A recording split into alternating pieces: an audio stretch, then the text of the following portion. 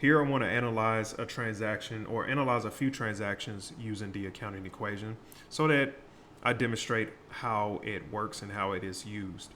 So, transaction one, we have Bob, the owner of Bob's consulting company, contributed cash of $20,000 and equipment valued at $30,000 into Bob's consulting company. So, one thing we have to note here before we actually analyze this transaction into the accounting equation is to understand that for each transaction, at least two accounts will be affected or used. In other words, a transaction has a dual effect. It always shows a dual effect. The effect can occur in many transactions. However, each transaction has at least two things that are being affected within that transaction. So, for example, if you ended up going to the grocery store and just to buy groceries and your groceries came out to be $20 in total, the $20 we're going to assume that you paid for the groceries in cash for $20. That $20 is one account that's affected. The second one that's affected are the groceries that you spent that $20 on. That's the second account that's affected. And you have to be able to identify what that account is that pertains to the groceries. So that shows you that at least two accounts will be used. In other words, there's a dual effect in each transaction. So looking at this transaction here, what I like to do is take it one step at a time. So I like to break this transaction down by parts. So it says Bob contributed cash of $20,000. I want to stop right there and go ahead and tackle this portion of the transaction into the accounting equation. So cash of $20,000 was inserted into the business by Bob.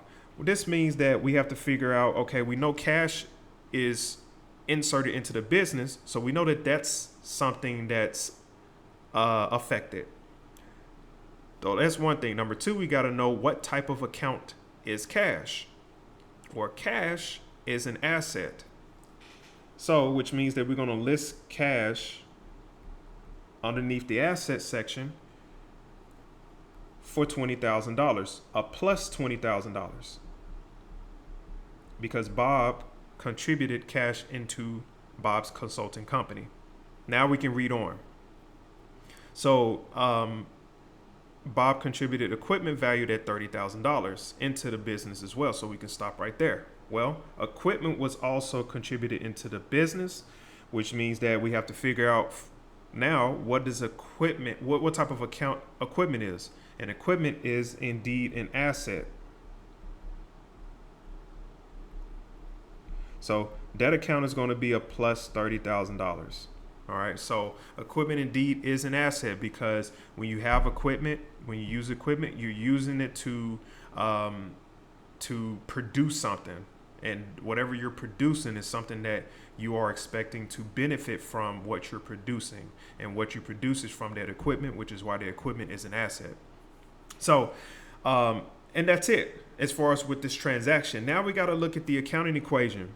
And we have to understand what it's supposed to tell us. So the accounting equation tells us that assets equals liabilities plus equity combined, meaning that if that section has a sum of $10,000 in it, liabilities plus equity combined also needs to have $10,000 as well. That's what the equation tells us, to keep everything balanced and to also account for every single item that's occurred within the transaction. So in this case, we see here that assets, we have a total of $50,000 on the left side. On the right side, we don't have anything in there yet. What this means that we're not done. So the reason why we're not done is because liabilities plus equity also should have a sum of $50,000. Now, when we go back up to the transaction and read it and actually dissect it, Bob, the owner of Bob's consulting company, contributed cash and equipment for $50,000 in total into the business. This tells me that, well, since Bob, the owner of the consulting company, made these contributions into the business, then the equity section is going to be used, specifically owner capital / contributions. Okay. So this is pretty much Bob's capital account. So since Bob contributed 20,000 and 30,000 into the business, this increases Bob's equity by $50,000.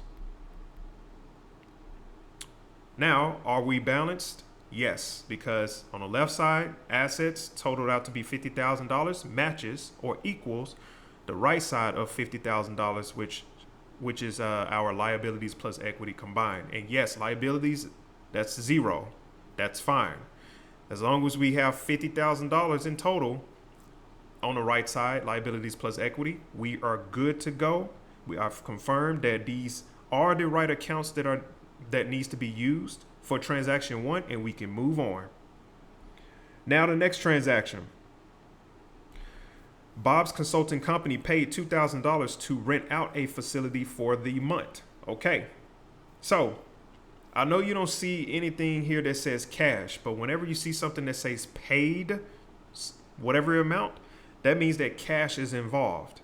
So for this transaction, since the company paid $2,000, we know that cash is the account that is used, and it's going to be a negative $2,000 because that's cash that went out the door. And what was it for? It was for renting out a facility. Well, those of you that actually are renting a place, we know that rent is an expense. When you're renting something, it's an expense. You're not going to get that money back. You're not benefiting from paying rent, because that's just straight an expense.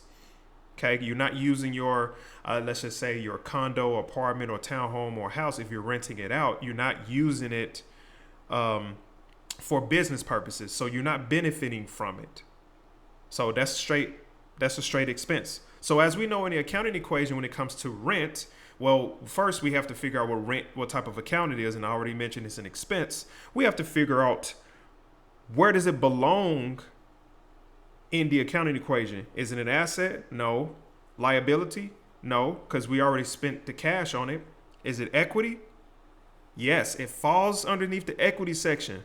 But remember, where in the previous video, equity has 4 components: owner capital, owner withdrawals, revenues, expenses. So expenses is going to be used, okay, for this transaction, and it's going to be a plus $2,000. Okay. Now, why is it plus $2,000? Well, it's because you've increased your expense. So, to actually not make this, confuse anyone, I'm going to go ahead and put minus, just because the accounting equation does need to still be in balance. And essentially, expenses are taken away from the revenues. In other words, it is offsetting the revenues, which means that it is reducing the balance in that account. But essentially, your expenses are increasing because you spent money on an expense. So that's going to take away from your revenue that's generated. Hopefully that makes sense. Okay. Now, on the left side of the accounting equation is a negative 2,000. The right side is also negative 2,000 for liabilities plus equity combined. Are we good to go? Yes, because we are balanced, and I've confirmed that these two amounts are recorded in the correct account, and so we're good to go. Transaction 3. Bob's Consulting Company bought office supplies for $500. Okay, so office supplies. So textbook office supplies are assets. Excuse me, they're assets because supplies, they have some sort of value to them. So if you use up a supply, you can probably sell it to get something out of it. But they have value, so it's an asset.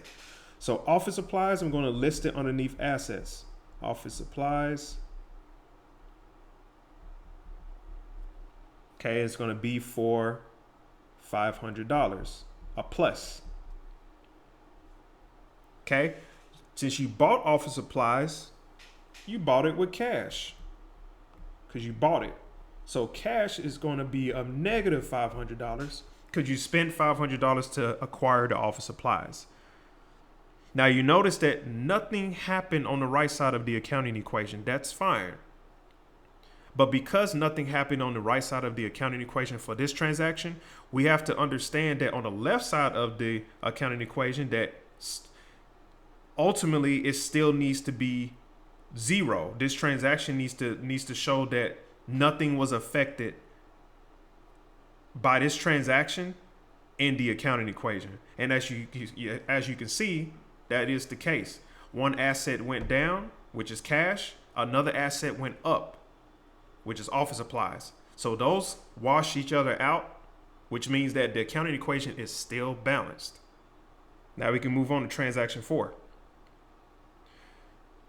Transaction 4, Bob's Consulting Company performed services to a client for $50,000 for cash. Great, money came in. All right, so since it's $50,000 for cash, we already can go ahead and tackle the cash portion, and we know cash is an asset, so we're going to list cash underneath assets, and it's going to be a plus 50,000. Okay. All right. So what was it for?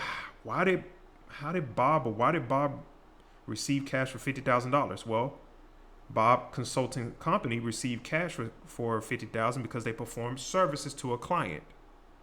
So we can assume it's consulting services to the client. So since services was performed to a client, this means that the other account that is affected is going to be a revenue account.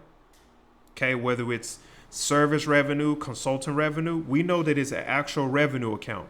And so revenues are displayed in the equity section because that's one of the 4 components that are made up of the equity section. So I'm going to put revenues, or just revenue here, and it's going to be an influx of 50,000. Okay, so this is why I wanted to change the sign for expenses, because yes, essentially expenses it is an increase in expense when you're paying it, when you're incurring it, but when you need to figure out if, like, how you're doing, if you're generating a net income, it is going to be an offset to the revenue, so it is going to deduct or be a subtraction from revenue. Okay, but anyways, this is what it is. So cash is plus $50,000, revenue is plus $50,000.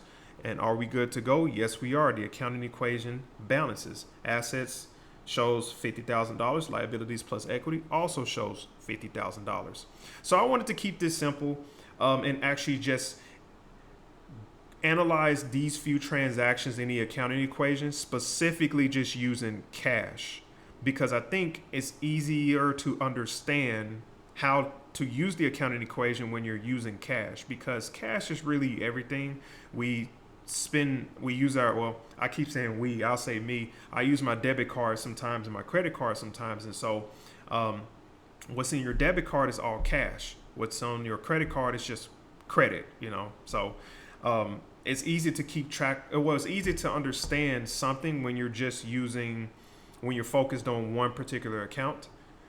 And once that's perfected, then going over another account that's used to purchase things will be the next step. Okay. So in the next video, I'm going to do a few more transactions, or analyzing transactions into the accounting equations. And then that should be it for chapter 1.